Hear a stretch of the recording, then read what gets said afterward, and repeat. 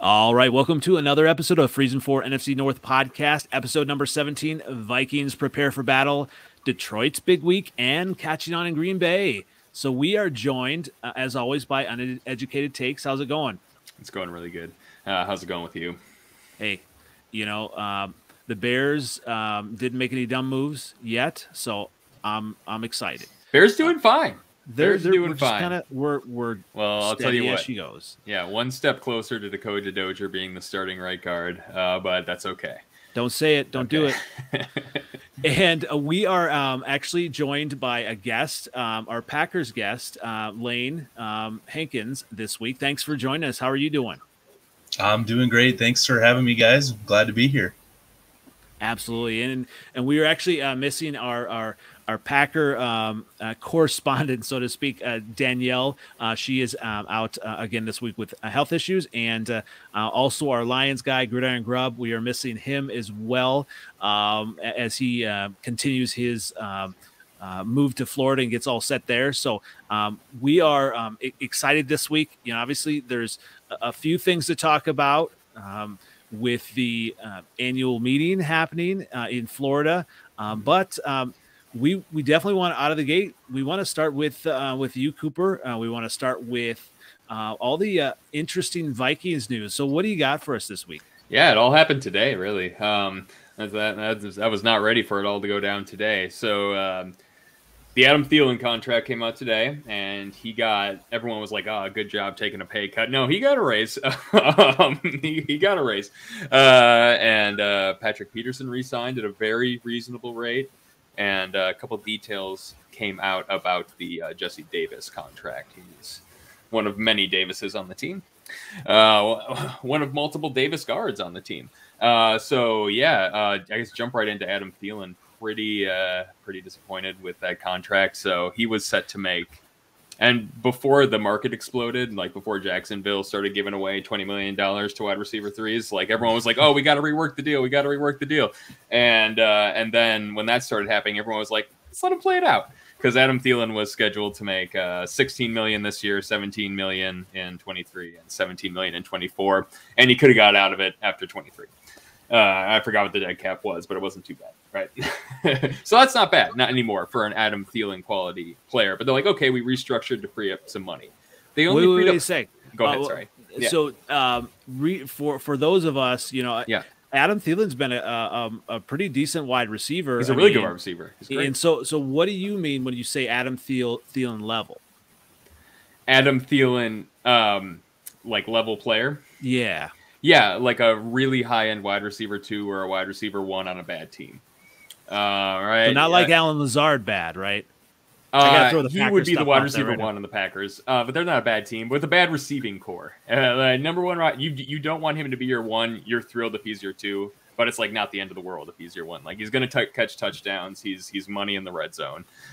He just gets open and he catches anything that touches his hands. But yeah, so that's not a bad, right? So like Christian Kirk is not an Adam Thielen level wide receiver. Okay, yeah, that was the point. I may have kind of flew over that a little bit. So Christian Kirk is above or below Adam? Oh, Thielen? Below. Yeah. Okay. This is so weird. And maybe Lane, you can talk to this too. Like all this wide receiver money going to some of these players. I mean, Christian Kirk's a decent player, but I don't know if he really deserved that money. I really don't think so. From what he has done in Arizona, he came out of Texas A&M. Looked like he was going to be great, but he hasn't really lived up to that potential. And now he's signing for outrageous money in Jacksonville for absolutely no reason. Yeah, they pulled the trigger right away on that one. Maybe to just get cap compliant, right? Maybe they were like, we're probably going to have trouble. That's like something that I have just kind of in the back of my head. I've never said that out loud before. But maybe like there is a cap floor as well. Like you can't just not spend your money because of the CBA. You have to pay players as part of the union agreement. Yeah, that was a weird one. And so when we saw that as Vikings fans, right, we were like, at least I was putting it out there all the time. Let him play it out. Instead, they restructured to free up $5 million this year, and they gave him now he's $21 million to the cap next year, I think, or to 19 next year, and then $21 million after that, and more of it's guaranteed. And there's a void year on the end, and it's just like, you didn't need to do that. You could have let him play it out, unless he was going to walk, which I don't believe he was going to, right? He's the hometown guy, and he's always been very vocal about wanting to stay. And everyone's like, yeah, we want you to stay. But like, and another thing that makes it confusing is I believe they could have just converted his salary to a signing bonus, which frees up cap space. They could have freed up $5 million. Like, it's not the perfect way to do it, and you have to pay for it later, right? That's the cap. Every time you restructure someone, you're swiping the credit card, right? Every single time. And yeah, you can do it, but like the bill does come due. And so it's super weird. Yeah, I tell you, they're doing some weird voodoo magic down in New Orleans, though. So and that's what they did. And the bill is due. That is the conclusion of what happens when you keep doing this. And I don't think the Vikings have a really clear 2-year plan to build around Kirk Cousins. Like, a lot of the contracts fall off after 2 years, and that's when Justin Jefferson's going to need to get extended right around that time. So I feel like they're like, okay, we're going to see what we can do for 2 years, and this is going to be fun. Like, I don't think Super Bowl is the realistic aspiration, but they're like, we have a lot of good players. Let's try to be competitive, I think is what it is, right? It's like, look, like, are we going to trade Kirk Cousins, Danielle Hunter, and Eric Kendricks and Adam Thielen and get a second, a third, a fourth, and a fifth? You know, because that's what you would get. Like, yeah, it's fun to say, oh, yeah, let's trade those players and free the cap space. But the market was not there for them. Adam Thielen would have gotten you a fifth, fourth, maybe, right? Like, it wasn't there. So I think that's the clear plan. And that's where they're bringing in players on 2-year contracts. They are, Kwesi Adolfo-Mensah is abusing the cap, right? Just absolutely abusing it. They signed Davis to a 1-year, $3 million contract, but they put a void year on it. And for those who don't know, that's a contract year that the player does not play for you, but you can put money into it. It's like a holding place. It's like it's swiping the credit card is what it is, right? You're like, I will pay for this later, is what you're saying, right? To free up cap space today. So there's a year where he's not under contract, and we're going to be paying for him, which is normal for long deals. But on a 1-year, $3 million deal, that is just egregious cap like manipulation. Just seems unnecessary. Within the division, obviously the Vikings have the best wide receivers, obviously, right? Oh, yeah. Would you say that, Lane, as well? Yeah, I would definitely agree. At least as of right now, we'll see what Green Bay ends up doing, and we're definitely going to get to that. So we'll get to that. I wanted to I'll also talk about bringing back Patrick Peterson for the Vikings. Like, how does you say maybe there's not a Super Bowl, aspiration. There has to be at least playoff aspirations for this team with the pieces. And bringing back Peterson, for sure. Right? For sure. And Patrick Peterson at $4 million is a great signing. Like that's what gives me hope. Is a lot of these contracts are really good. That Kwesi is signing people to. They're not the style that I would go for right now, like the signing and pushing money into void years. I wouldn't do that where the team is at, but with the chosen path, most of the contracts are really good. And Patrick Peterson's is awesome. He played for $8 million against the cap last year, and he wasn't Patrick Peterson, but he had actually a really good season in coverage overall, right? By far the best Vikings corner. And all of a sudden, with the signing of Sullivan, who is Packers, like, he's okay to be the third best corner on your team, right? It's not the end of the world if he's the third best. It's not ideal, but you can talk about him a little bit maybe. And Dantzler, who, if he can stay healthy, maybe is an average, right? I'm not. He makes mistakes. He makes big plays, but he makes mistakes. And that's not really the best way to play corner unless you're like getting lucky like Diggs or something like that, right? But yeah, so with all that together, the defense came together very nicely with the addition of Hicks and Smith as well. Like it looks really good, and playoffs have to be the aspiration, right? Well, why else are we even doing this? I still don't, this is not a Super Bowl roster though, which is kind of frustrating, right? And everyone wants Super Bowl or bust these days. And so when you just look at it and nope, not going to happen. It is frustrating for a lot of fans, but yeah, it's going to be a fun year. And they're going to sling it around. We get to see, some competitive football, but yeah, they're maxing out at 10 wins with an easy schedule. What do you think, Lane? Do the additions of the Vikings have made, does that scare you within the division at all? I'd say maybe just a little bit. I don't think that offense is going to be necessarily any better, because what are they really adding right now? It's the defense that they're really beefing up with, like you said, the additions of Zadarius Smith and Chandon Sullivan, two former Packers. I don't know if playing a former division rival has any impact because you know the system and you know the players and whatever, but especially Zadarius Smith was a huge piece for the Packers. Not necessarily last year because he was out for all but the playoff game and the first game against the Saints, but the year before that, he was a menace on that defense. So that scares me a little bit, and I'm sure he's got a little chip on his shoulder too, thinking, "Oh, you guys aren't going to bring me back. You didn't vote me captain. All right, I see how it's going to be." Oh, was that a thing too, where he didn't get captain and he was a little salty about it? He seemed very salty about it. He got a big chain made. I was down in Jacksonville for that first game against the Saints, and he had a jeweler there. They were designing a captain patch chain for him. And we had asked Matt LaFleur about that, and he said, look, there was tons of guys that got votes for captain. I had to limit it at so many guys, but there was up to like 15 that could have been the captain, and apparently he missed the cut. Oh, man. That's funny. And that's the only piece I'd be worried about, too. Like, no one's worried about Chandon Sullivan? Chandon, there it is. No, exactly right.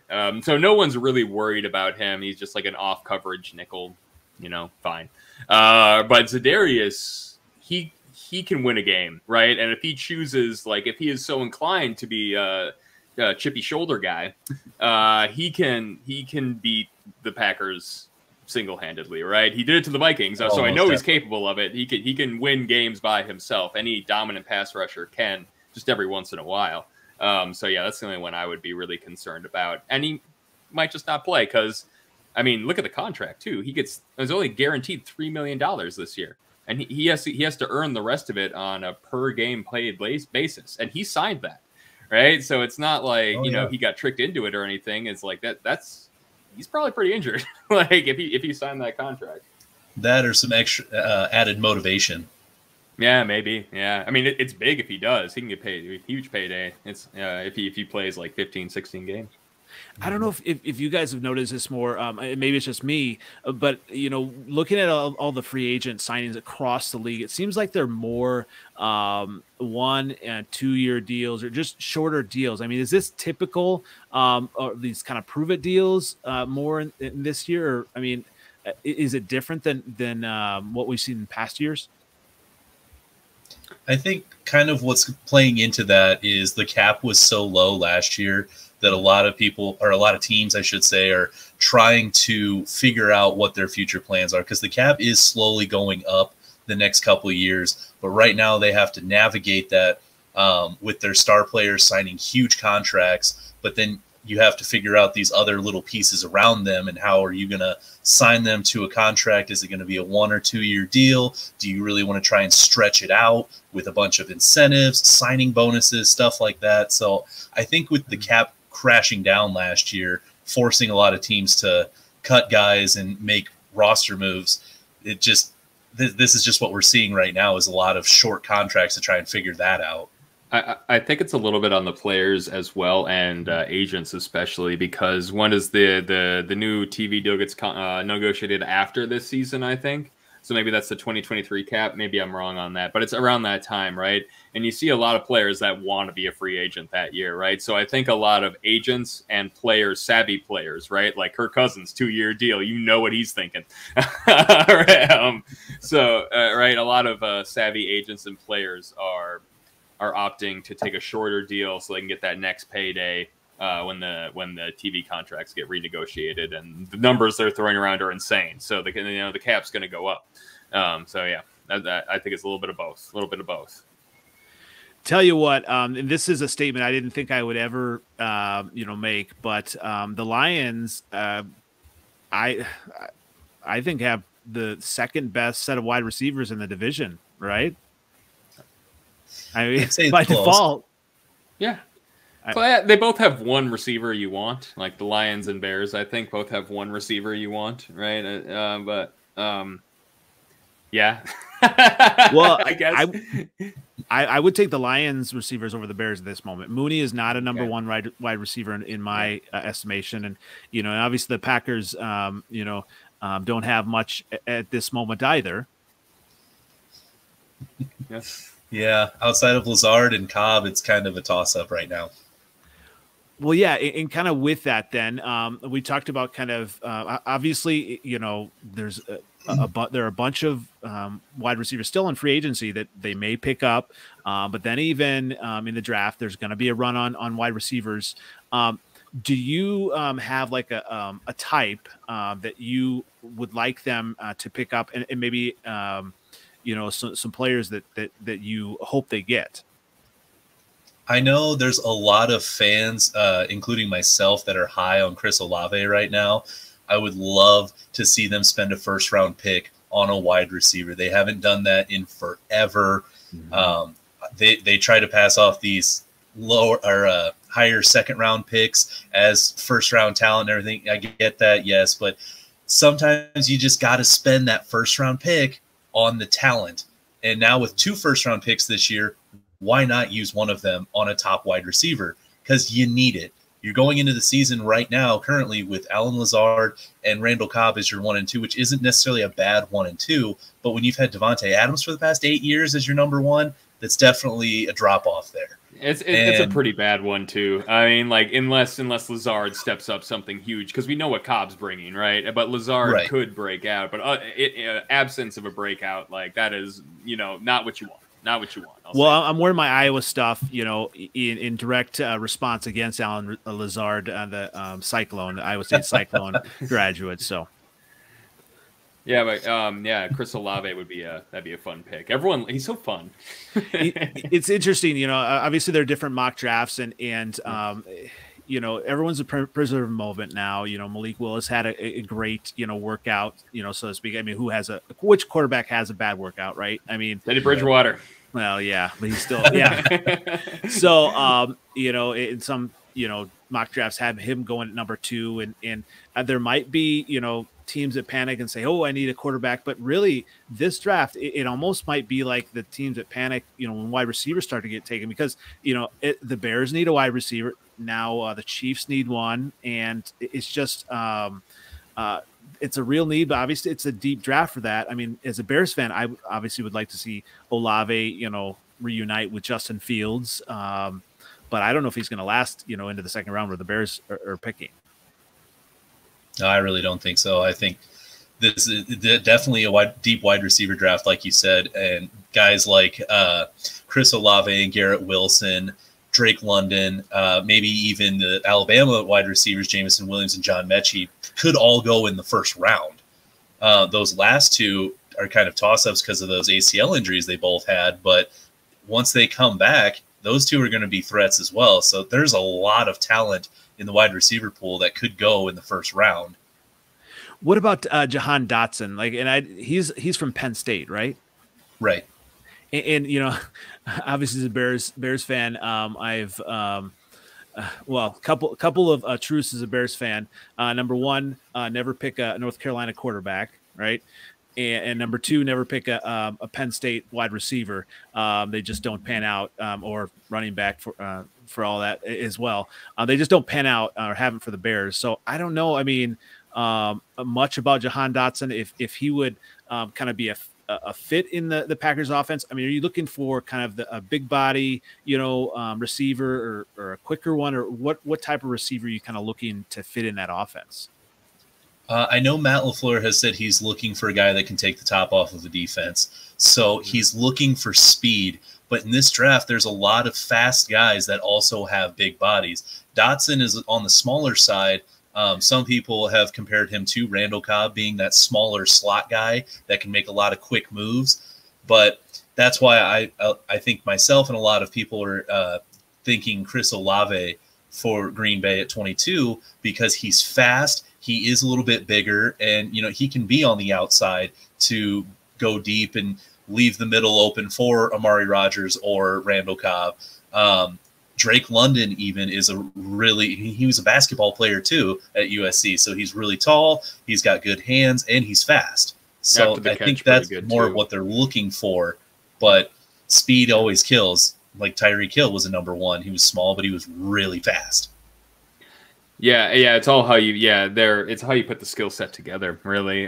Because there's a lot of players as fast as Tyreek Hill who can't track the ball deep like he can, right? Or make contested catches. And I knew Snapple was in the chat that when you slandered Coral. Yeah. Well, yeah, okay. Sam Howell is definitely not the guy to go with. Oh, Howell. That's not Matt Corral. Yeah. They're all mediocre. Well, yeah, and so with the draft, obviously those are some targets. What about free agents? There's still some wide receivers out there. I mean, do you see the Packers, once the draft happens, or maybe before, picking up one of the free agent wide receivers that's out there as well? Or I'm thinking if they're going to make a move at wide receiver in the free agent market, it's going to be after the draft. Mm-hmm. Guys that are available right now are like Julio Jones, Jarvis Landry, T.Y. Hilton. They're on the older side.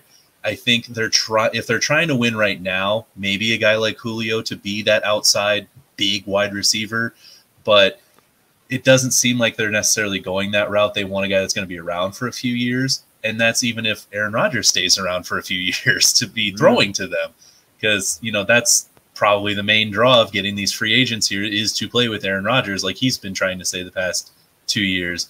So I don't think they're going to do anything until after the draft and see what they get out of the draft, if they do anything at all. And Jarvis wants a ton of money, doesn't he? Oh yeah, of course he does. And I've seen rumors that because Baker Mayfield's out in Cleveland, that he might even go back to Cleveland now that he's got somebody new throwing him the ball. Mm-hmm. That would be so savage. Oh my god. He's like, oh, that guy's gone, no problem. That was the only holdup. Hey, oh my god. Like, oh man, Baker taking L's this week, man. Oh, he's like stuck now. No one's gonna trade for him, and they can't pay him, right? He's guaranteed his 5th-year option, and then so they have to either, I don't know. Yeah, no. They're apparently asking a first rounder for him, and I don't know of anybody that's really going to do that. You're not getting a 4th. No, you're getting a maybe. You're getting a day 3 no matter what, and probably a 6th if like not you pay me. Like, you know what I mean, like a Weiler style. Oh yeah. Well, when you talk about some of those fits as well, and we talked a little bit last week, but I wanted to kind of get your thoughts then on Lane on some of the Packers free agent signings and kind of what they mean to the team and how. Do you then think that Packers have enough to really contend for a Super Bowl with who they've signed so far? I think their main goal going into this offseason was to retain their players. They had a really good team in 2021 that obviously just kind of fizzled out in the playoffs some way, somehow. But throughout that entire year, it looked like they were the team to beat for the most part. Signing Devondre Campbell was absolutely huge. They haven't had a really good middle linebacker probably since A.J. Hawk. Blake Martinez was okay for a while there, but he wasn't really the guy. Now Devondre had that amazing year last year, so he was one of those guys that you have to bring back. Mm-hmm. Rasul Douglas, I was honestly surprised that he was out on the market last year because I thought he played so well in Philadelphia for, 3-4 years. So being able to bring him in the year that he had with the Packers was amazing. And then to re-sign him to keep him there with Stokes and hopefully Jair Alexander for years to come. We're still waiting on that extension, hopefully soon, but he'll be here for at least one more season. So that corner trio, really, of Douglas, Alexander, and Stokes is going to be huge. And then, of course, like bringing back Bobby Tonyan, that's just another weapon for Aaron to throw to, a guy that he actually trusts. That's a huge thing with him, is to have a guy that he trusts to throw the ball to. Otherwise, you're just going to be running routes for fun, because he ain't throwing you the ball. No, he's like that. It's like a relationship thing. It's like a matter of respect. Right. Yeah. Yeah. There's been plenty of times I remember seeing Amari Rodgers running like wide open in the flats or like going down the sidelines, and he's like, "Yeah, I'm not even looking your way." Yeah. So fair enough. He gets to do that. I I don't know where you're at, Lane. I actually live near Milwaukee here, so I am in Wisconsin. So I do listen to both Bears and Packers radio, and I gotta say, some of the Packers radio is just kind of like, oh, we're still going to the Super Bowl, and to your point, obviously, it takes Aaron Rodgers a while to trust a receiver, or trust, one of his, teammates. Obviously you bring in, these receivers from the draft, he may not trust them right away. And so I would say, I mean, and maybe you would say, like, pump the brakes on maybe this team competing for a Super Bowl, or is it just you have Aaron Rodgers, so you have to kind of think that way? Oh yeah. Well, and I'm right here in Green Bay, so I hear it all the time. And especially a guy that covers the Packers, constant questions and constant people trying to say all kinds of different things, but definitely Rodgers has to build that repertoire with you. And I think he's a little hesitant sometimes, because when he starts to build a relationship with some of these guys, then they end up getting rid of them. A couple years ago, he was so high on Jake Kumaro, and that he had come along so well, and then they traded him like 2 days later. So yeah. I think sometimes he's a little afraid to be like, hey, that's my guy, because then look what happens. They get traded, like what has happened previously. But also with these rookie guys too, that they could potentially be drafting this year, it's him being around for that, because he hasn't really been around for the offseason workouts the past 2-3 years. So if he can't walk in and throw you a deep bomb and you catch it every single time, I don't know that he's necessarily going to be like, I'm going to throw you the ball on this one. He might be a little hesitant there. He's got to choose. He's got to not do that this year, though. He just has to, because Tanyan isn't going to be like the Waller style where it's like, yeah, we can get away with it because he's good and he's incredible, really. But Rodgers has to get away from that mentality this year, especially with how well LaFleur schemes wide receivers open. Just Kirk Cousins was in that office. God dang, everybody be getting the ball. Oh yeah, they're always open. There's always a wide receiver open. It feels like, yeah. And I think that's going to be one of the things, like you said, he has to learn, not necessarily learn, but like relearn how to not force passes to one guy the entire game. Because that playoff game against the Niners, there was a lot of times he forced passes to Devontae 100%. That last deep bomb that he took that was incomplete, Lazard's running wide open like at the 50-yard line. Yeah. I think Cobb was 10 yards behind him, wide open. Like, Aaron's got to learn he doesn't have that guy anymore. He has to spread it out, because he doesn't have the one guy that can go up in double, triple coverage and come down with it. Yeah, maybe it'll make him better. And he had to have known that what they were going to do with Devontae Adams before he signed, right? Reportedly, he did know. Okay. That's what everyone up here is saying.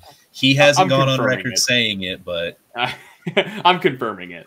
Personally, I have talked to nobody, but I am 100% certain we would have heard about it if he did not know from him directly. Yeah. There would have been a Pat McAfee episode. I said it last week. So I said last week, you got Pat McAfee, and they'd be like, I don't know what everyone's so upset about. Like, doing that thing he does where he makes everyone mad, but it's awesome. Well, I did have a question. Snapple did have a question about back on the receivers. He asked, do we like Treylon Burks over Olave? I haven't watched enough tape of Burks yet. He's kind of given me the feeling of that guy that had the really great workout, and now everybody is freaking out over him, compared to the guy that had the really good season. Yeah. Yeah, what was it? I mean, he's got the numbers. Yeah. It's so hard to tell for me. I usually, what I like to do is just see who everyone has in the first round, and then the consensus of what the teams have in the first round. I generally try to put them in clusters, and I don't know if that much separates them. It's so hard to tell who's gonna be better, right? You might as well put two bowls of dog food out, right? Almost for prospects, as long as they're in the same group, right? I don't think that any front office is better at selecting talent on a discrete level like this over time. I think they're all about the same, right? And is that you don't quite know. I'd say the Bears have been pretty poor at picking wide receivers over time. So this is true. This is true. But everyone's got their strength. It's just variance playing out. Like are the Vikings destined to always pick good receivers with different front offices? Just well, if the Eagles pick ahead of them, they are. Yeah. Oh, yeah. Oh. Yes. See, that's what I'm talking about, right? That was a really good organization. That's they put together a Super Bowl roster like 2 years before that, and they took. Oh my God, how did they do that? Just anyway, I look back on it sometimes, and I'm like, that even with the benefit of hindsight, it's so absurd that they didn't take the guy who had the record-breaking season and the 99th percentile athleticism. But anyway, that's not what this is about. As much as I love to talk about Jalen Reagor not being good, but yeah, there obviously are a ton of factors that go into it. And I guess really the only thing I know about Treylon Burks is that he was a ball boy for the I believe the Arkansas Razorbacks football team, and there were some future NFL players that were on that team, I believe. And so that's all I really know about him. I think you're right. There are a lot of factors that go into it. Are they going to be in the right scheme? Because the Bears supposedly have had, some great wide receivers in the past, and they just haven't panned out. And, some of it's injury, some of it's coaching, some of it's just, not having a good work ethic or whatnot. Because Anthony Miller was like that with the Bears. I remember going to the training camp 2019, and he was dancing all around, kind of acting like he was the guy. And at training camp, you could tell that Allen Robinson was head and shoulders, talent wise, that much better. And it was just kind of a weird feeling. You would hope that he would kind of be right there, not kind of goofing around, and just kind of I want to learn from Allen Robinson. He's one of the best. And obviously, Allen Robinson had his issues with the Bears last year, and I wish him the best of the Rams. But there are a lot of factors, I'd say. Yeah, I do like Burks. He gets open. He's got a little shimmy to him, right? But yeah, Olave is just a more exciting prospect for me, I think. But again, that's just 50-50 at best, no matter what, no matter how skilled you are at evaluating. It just feels like 50-50 between prospects that are that close. Does it matter if they've done it on the bigger stage with Olave's done it longer with Ohio State, or what do you think, Lane? I think it depends where you play. Big Ten, obviously one of the Power 5 conferences, as well as the SEC for Burks, but Ohio State is there constantly, playoffs or big New Year's Six bowls. Arkansas isn't there. They play the big teams, but how do you perform against the big teams? And against Alabama, I know Arkansas was there for a little bit, and then they fell off in the second half. And you didn't really hear anything about Arkansas. They had a good start to the season, but then after that, they kind of died off, and nobody was talking about them. Even when they were really good at the beginning of the year, I wasn't hearing anything about Burks. So the notoriety and the spotlight plays a little bit of a role, but it also, of course, like you guys have been saying, whatever your fit is in the scheme and the team that you go to, that plays a huge part as well. And it feels, and there's extremes to that too, right? When Deshaun Watson is balling out in the championship game, right, or something like that, or I don't know why I mentioned him, but the Bears brain trust was not watching any of that. So no, they were too busy watching Trubisky not come off his first read. Don't watch North Carolina football. Don't watch North Carolina football. Go ahead. He was pretty good there. And there's levels to that, just because you played for a really good team doesn't automatically give you the clout. It's the performance and the situation and how did you perform when it was all on the line. But even that's just a small boost, right? Josh Allen was bad in the Mountain West. You know what I mean? And here we are. He might be the best quarterback in the league. We don't know. My take from last year that he was Carson Wentz is looking bad. And I gave a warning before that one anyway.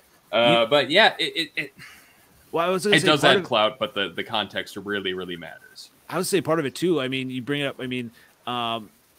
Obviously in college football, the talent is spread out further, right? In within the SEC, then you've got, all these different, corners and some may, teams, Arkansas, I mean, obviously they, face, some of the top teams, but once they get to the NFL, everybody, all the corners, all the players are the top teams or top players at, the position, it's a different animal. And so like they may have balled out in college, but, are they ready to kind of, be a, top wide receiver, go against the top corners and safeties and in the NFL? I mean, that could be an issue too.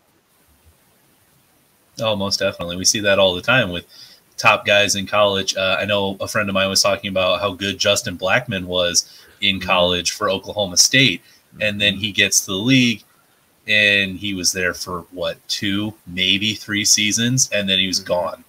Aside from his legal troubles, gone. He just didn't do anything. He was bad anyway. Yeah, no, yeah. even without him. Yeah. No, and Laquan Treadwell, another one, right? That you can put together. It's almost like how you succeed matters, right? And there's like tiers to your abilities of importance, right? Like getting open.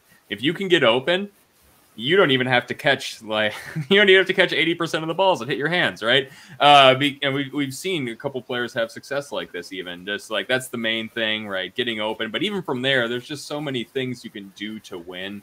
And it's like whatever edge you have, how do you exploit it, and can that be exploited in the NFL? Well, in NFL too, NFL Open is different from College Open, right?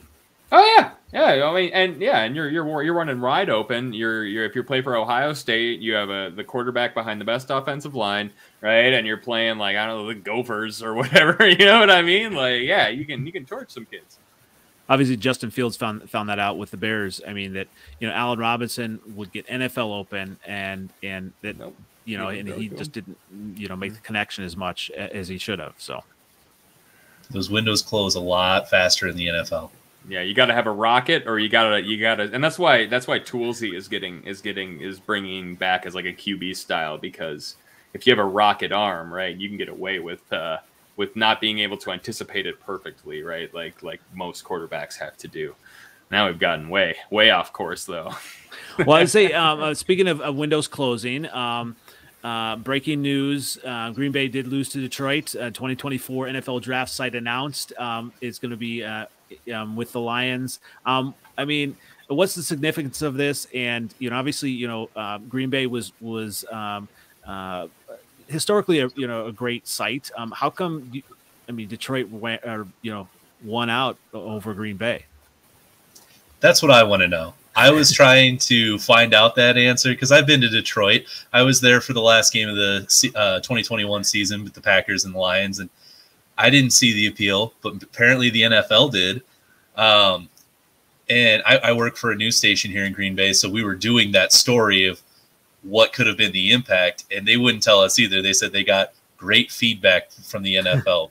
But that was real good money. Feedback. Right? Great feedback. Right. And I thought they have made plenty of upgrades and brought in some cool stuff around Lambeau that could have been a very cool experience for people to come to Lambeau. And they have the new Titletown district right next to Lambeau, where they have this slide and an ice rink. Obviously, by April, that's not going to be available. It's just going to be a big hill. You got space. You got space. Yeah, you got space. You got nice looking space. Like there's a little park and everything, and like a turf football field. So like it looks nice. But then you have the things or the other things that go into that, as well as how hard is it to get to Green Bay? It's not a very big airport, and there's not any major cities around. Milwaukee's almost 2 hours away.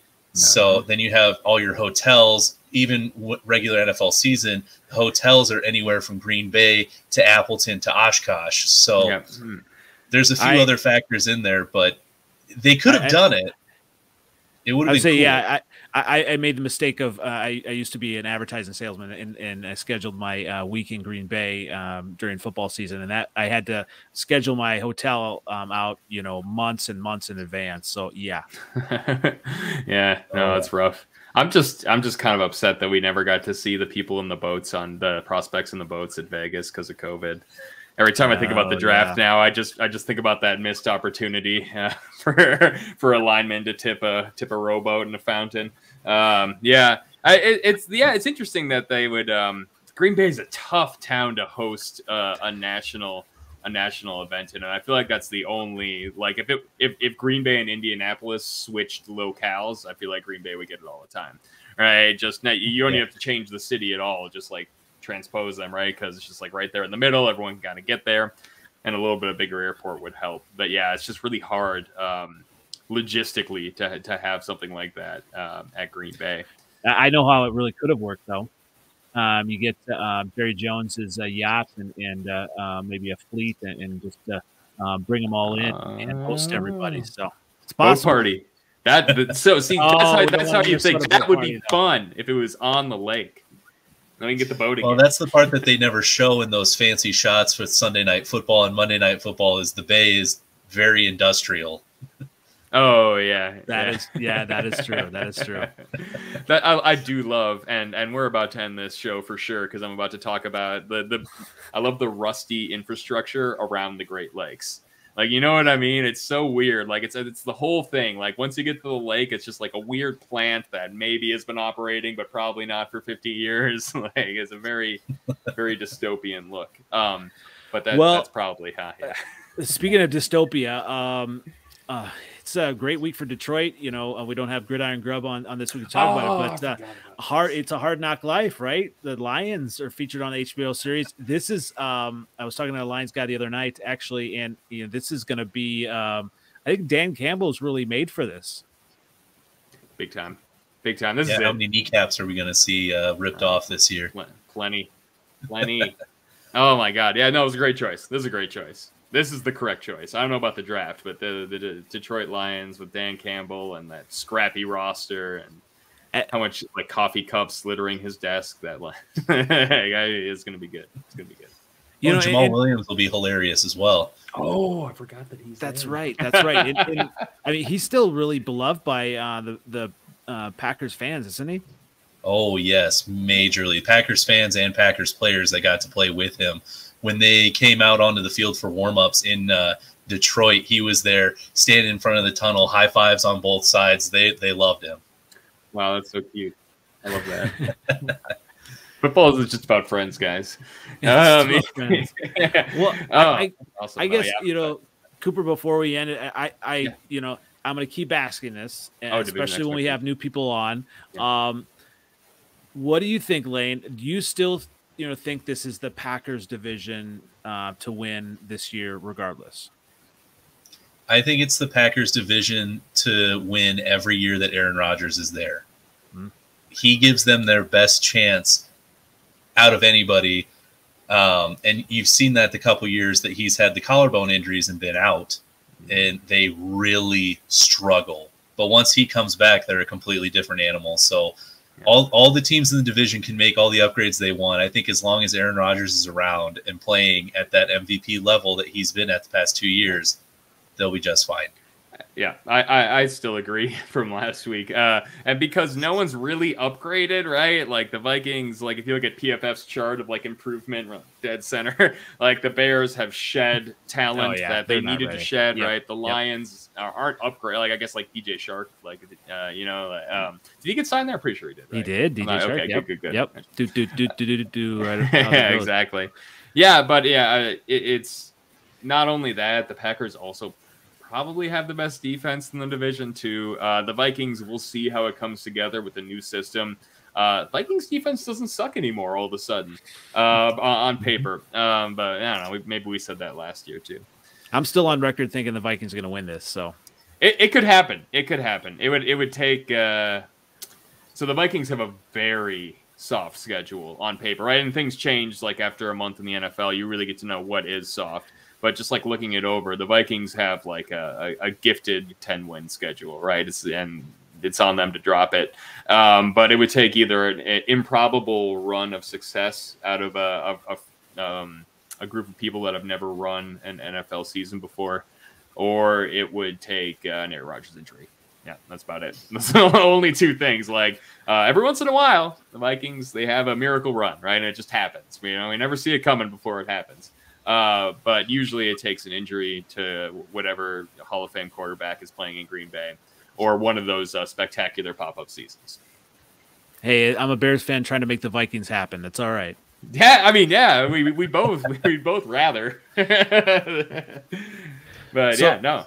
Lane, also I want to get your thoughts on what happens with Jordan Love. What are you hearing? They've got to trade him, right? Or do they keep him for this year? Or, what's going on there? The guys in the Packers organization are not saying a word about it. But there's been plenty of rumors circling around. The one I'm hearing most often is trade him. But right now, where you have Jameis Winston re-signing with the Saints, Deshaun Watson going to the Browns, their teams are finding their quarterbacks. So it's hard to say who really needs one right now and who's going to take a chance on one that hasn't done anything in the league for the most part. He's played 1.5 games. So, and I won't say he necessarily impressed, but he didn't disappoint in those games. And they had a chance to win against Kansas City when he filled in for Mr. COVID-toe Aaron Rodgers. Yeah, that would have been big. COVID-toe. that would have been a huge win for him. I feel like, and I don't know, I don't really have my finger to the pulse, but this is kind of a pull out of my behind. I feel like if you're going to trade him, you're going to trade him for almost nothing to a team that's looking for a backup quarterback at this point. Right? Because who, like you just said, who's all right, Indianapolis? No, they're not. I mean, no one, because even Atlanta signed Mariota, right? Because there's quarterbacks that are better. You're going to take Minshew if you're going to do that, for a starter. You know what I mean? But somebody that's proven themselves. Yeah, proven that they can at least win a football game, which is honestly an insane bar to clear as a quarterback. I know I make it sound trite, but there's 20 guys who can do it. So, he does need a change of scenery, though, doesn't he? Probably. Oh, he definitely does. Yeah. Especially with all the drama that's transpired with Aaron Rodgers over the past 2 seasons.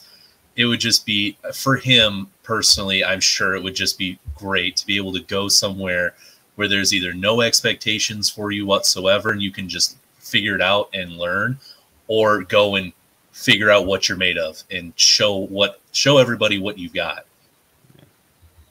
Yeah, I mean, compete with Drew Lock, who's the same thing kind of, right, but a little more proven.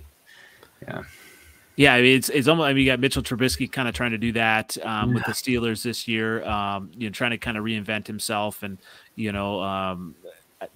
I wish him the luck, all the luck in the world, but you just, I don't know, and I just don't see it yet. I mean, if anybody can make Mitchell Trubisky do well, I think it is Mike Tomlin.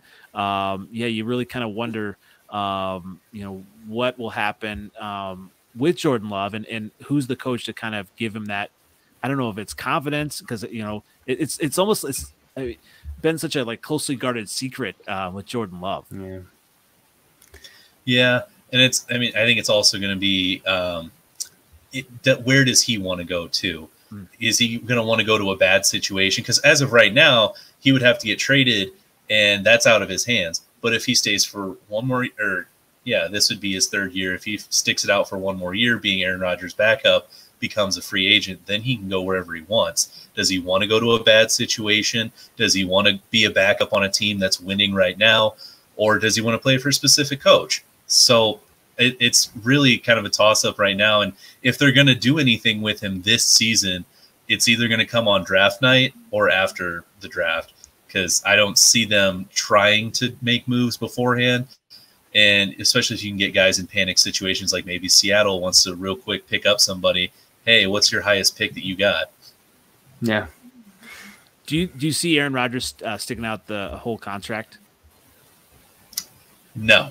I think he's going to stick out most of it, but I could see him, especially if they do end up winning a Super Bowl this year, next year, then that being the end point and going out on top.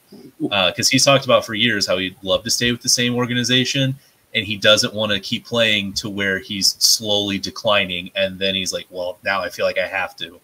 So I don't think he's going to stick it out for the full let's see, that'd be 5 years now. Was it 5 years? I thought it was. Oh man, I was gonna this year. Oh, interesting. Okay, yeah. cool.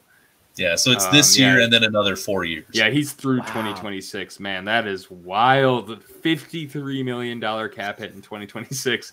Yeah, but only 8. You can cut him. You can cut him after 2024 if you have to. Right. Yeah, they've got a couple void years on the end of it, so they can scrap that if they want to. It's $16 million in dead cap, but it's a $59 million cap hit. So it's like you can do it if you have to. Not before, so I see him being around for maybe 3 more years and then being done. Yeah, that would make sense. If he can hold up, maybe he just wants to retire and they get the benefit of that. Green Bay just that could have been factored into it. Yeah, absolutely. Well, this has been a great episode. Where can everyone find you again, Lane? My Twitter handle I see is scrolling across the bottom there, Henkins4, if you want to give me a follow. I follow the Packers very closely because I am there with the CBS affiliate in Green Bay every week, every game, every practice, pretty much. So anything you want to know, go ahead and give me a follow on Twitter. Go ahead and slide my DMs if you feel like it. I'll answer all the questions you got. Awesome. Very nice. I'm going to come to you with some Packers questions because I go to people when I want to understand. Yeah, when they come. And feel free anytime. Where can they find you, Cooper, these days? Oh, yeah, same. Scrolling right below, uneducated takes. Been pretty quiet on Twitter lately. You can mostly find me here, or I suppose just out in Vikings Twitter, just riding that wave of good times. we might have lost Andy. So yeah, and Andy can be found at NFL Outdated. He's got another YouTube channel.